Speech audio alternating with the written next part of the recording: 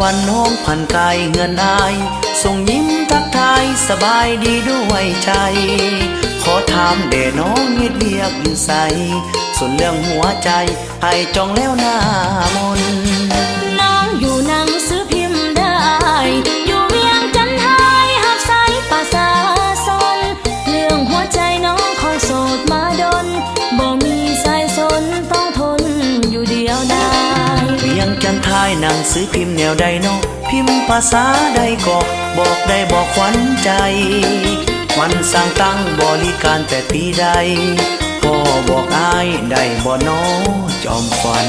หนังสือพิมพ์เป็นภาษาอังกฤษบอกข้อมูลหอบทึกหนังสือพิมพ์รายวัน7 เมษายน 94ตั้งสำนักงานเริ่มบริการนับแต่วันนั้นสืบมา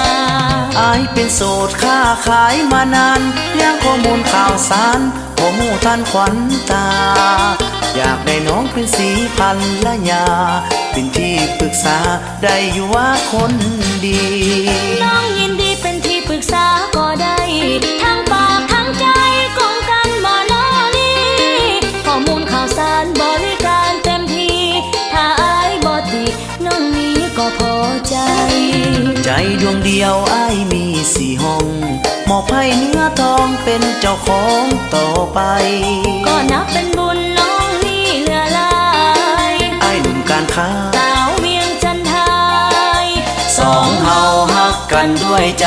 วอนเทวาเทพไทยให้เฮาได้สมปอง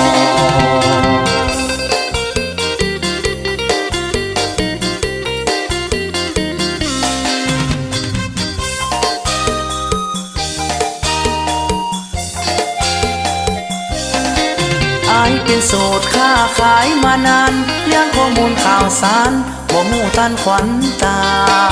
อยากได้น้องเป็นสีพันละยาเป็นที่ปรึกษาได้อยู่ว่าคนดีน้องยินดีเป็นที่ปรึกษาก็ได้ทั้งปากทั้งใจกงกันมาโนนี้ข้อมูลข่าวสารบริการเต็มที่ถ้าอายบ่ติน้องนี้ก็พอใจใจดวงเดียวอายมี4 ห้องมอบให้เนื้อทองเป็นเจ้าของต่อไปก็นับเป็นบุญน้องนี่เหลือหลายอายหนุ่มการค้าสาวเวียงจันทน์ไทยสองเฮาฮักกันด้วยใจวอนเทวาเทพไทยให้เฮาได้สม